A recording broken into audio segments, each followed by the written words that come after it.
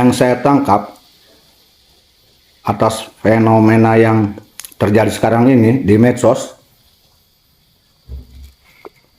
masih banyak orang yang mengira bahwa ini adalah perselisihan antara Dzurriyyah Wali Songo dengan Bani Alawi atau oknum Bani Alawi. Ada lagi yang mengatakan, oh ini adalah masalah nasab. Selintas memang seperti itu. Tapi yang sesungguhnya, saya bisa menilai, itu bukan sebatas itu. Tetapi lebih kepada mempertahankan persatuan kesatuan negara Republik Indonesia. Artinya apa? Ketika ada kelompok yang mengaku dzurriyyah Nabi Muhammad sallallahu alaihi wasallam dan sekaligus ada oknum yang menghilangkan kedzurriyahan Wali Songo, maka imbasnya itu akan kepada rasa nasionalisme penduduk negeri ini. Ketika rasa nasionalisme, rasa kecintaan penduduk negeri ini kepada negara ini, pada umarahnya hilang, dengan cara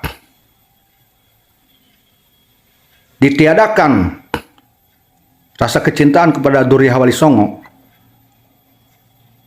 kemudian didoktrin rasa kecintaan kepada oknum yang ngaku dirinya Dzurriyyah Nabi dengan berbagai macam doktrin, dengan berbagai macam ancaman, tidak dapat syafaat Rasulullah, tidak dapat sorga, kualat, dibenci Rasul. Maka ini akan terbentuk sebuah kultus individu yang sangat dahsyat. Kultus ini akan memudahkan seseorang membenci keselain yang dikultuskannya, termasuk pada Dzurriyyah Wali Songo, termasuk pada umaro, termasuk pada ulama-ulama, termasuk pada kiai-kiai, termasuk pada pahlawan-pahlawan yang berjasa atas negeri ini. Dan itu ketika kultus membenam di dalam hati rakyat Indonesia, mengkultuskan oknum habaib, oknum habib, yang notabene dipandang sangat suci, sangat benar, sangat mulia, sangat lurus, sehingga akan timbul doktrin mereka tidak boleh dicaci maki, mereka tidak boleh disalahkan, mereka tidak boleh dibenci, mereka tidak boleh dijauhi, mereka selalu harus dibenarkan. Ini sangat berbahaya. Doktrin ini sangat berbahaya. Karena hal itu akan membuat sangat mudah menggiring orang yang punya keyakinan dan pemikiran seperti itu, mudah sekali digiring untuk membenci selain oknum habaib, siapapun dia. Entah itu pemerintah, entah itu ulama, yang selain oknum habib itu sangat mudah digiring untuk dibencinya, untuk dimusuhinya. Maka jika terjadi hal seperti itu, akar rumput rasa nasionalisme negara Republik Indonesia, rakyat Indonesia, ini menjadi rapuh. Dan sangat mudah sekali Indonesia akan diserang, baik dari luar maupun dari dalam. Jadi kita jangan berpikir picik, jangan hanya memikir sejengkal. Memang perkara lahiriahnya sepertinya kami-kami ini sedang mempermasalahkan kenasaban Dzurriyyah Wali Songo, atau mempermasalahkan terkonfirmasi atau tidaknya Bani Alawi kepada Rasulullah Muhammad SAW. Memang seperti itu selintas. Tetapi sesungguhnya Kalau sejatinya kami mau bicara jujur, itu bukan sebuah persoalan yang prioritas utama bagi kami. Ya, kenapa sebabnya? Sebetulnya bagi kami tidak jadi masalah besar, masalah nasab. Apakah itu dia dzurriyyah Nabi atau tidak? Bukan jadi masalah bagi kami sebetulnya. Tidak, bukan itu. Kami sudah dididik oleh pengetahuan dan ilmu, baik di pesantren atau perguruan tinggi, bahwa kami tidak boleh, tidak harus, dan tidak benar mengunggulkan satu nasab, menghinakan nasab yang lain. Bukan itu. Kami bukan kelompok yang seperti itu, sepicik itu tidak. Bukan itu persoalannya. Hal itu adalah persoalan kedua. Yang menjadi pokok pangkal persoalan adalah karakter, perbuatan, ucapan, tindakan oknum yang ngaku Habib, yang ngaku dzurriyyah Nabi Muhammad Sallallahu Alaihi Wasallam.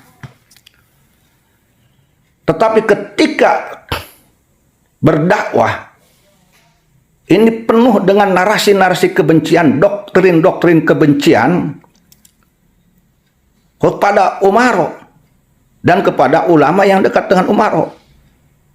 Bahkan kepada seorang ulama, kiai yang jelas berjasa kepada negara Republik Indonesia dan agama Islam ini seperti Syekh Hasyim Asy'ari untuk dibenci. Ini na'udzubillah summa na'udzubillah min dzalik.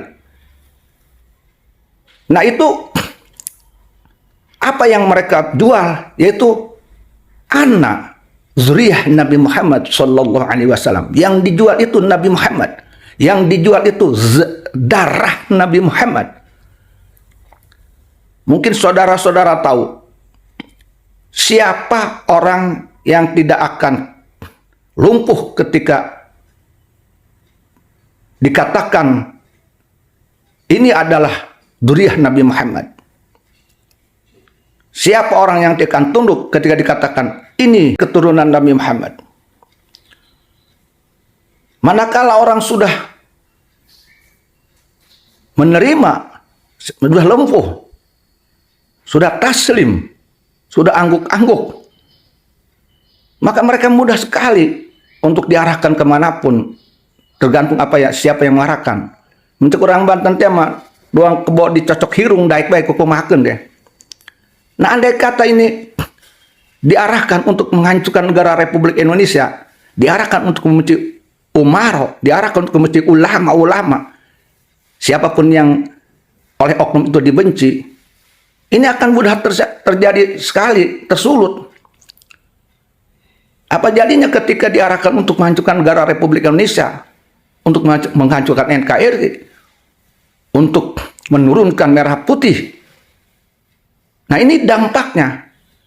Dampaknya sangat sederhana, yaitu anak dzurriyyah Nabi, anak dzurriyyah Nabi, anak cucu Nabi. Dan kita, rakyat pribumi, orang timur, itu orang yang mudah percayaan aja. Selalu didahulukan husnuzon.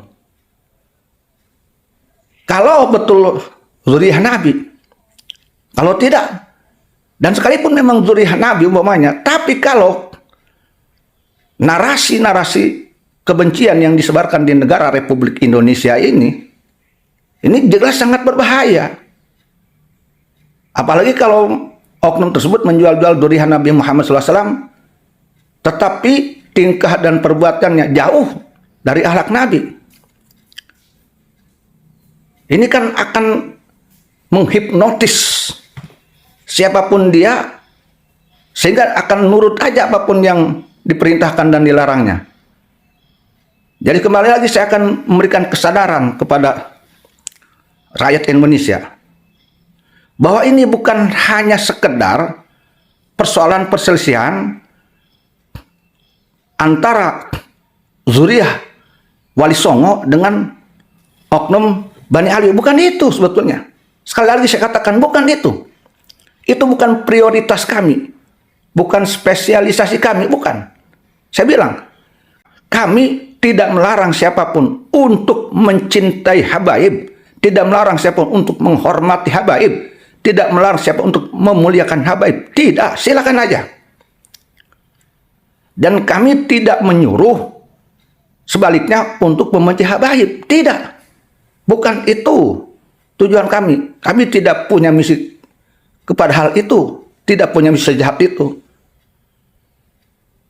Misi kami adalah ketika ini zuriyah Nabi Muhammad sallallahu alaihi wasallam dijadikan pakaian dagangan oleh oknum untuk melumpuhkan, untuk mendoktrin rakyat Indonesia dengan doktrin yang buruk dan digiring untuk menjadi seorang kelompok yang manut terhadap oknum tersebut, dicekoki dengan narasi-narasi kebencian, maka ketika rakyat Indonesia digiring untuk menghancurkan negara ini, digiring untuk menghancurkan pemerintah ini, digiring untuk membenci ulama-ulama pribumi, ini akan mudah sekali dilakukan oleh penduduk pribumi ini. Maka oleh karena itu, kami mempertanyakan betul dan tidaknya dzurriyyahnya. Karena selama ini itulah yang dijadikan senjata, dan itulah yang sudah membuat terhipnotisnya bagian rakyat Indonesia. Ini sangat berbahaya. Oleh karena itu, maka rakyat Indonesia, pribumi harus punya kesadaran, harus bangkit dari keterpurukan, harus bangun dari tidur.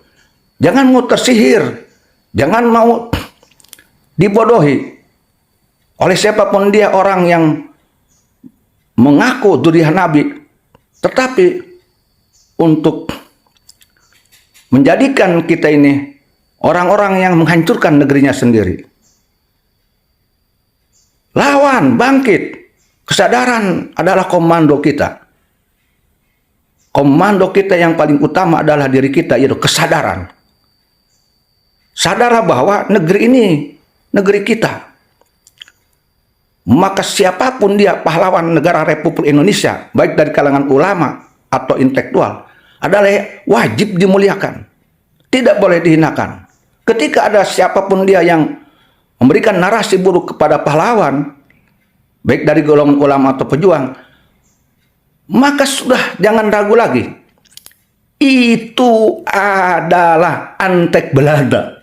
Antek Belanda yang sengaja ingin dihidupkan kembali di negara Republik Indonesia ini yang kita cintai.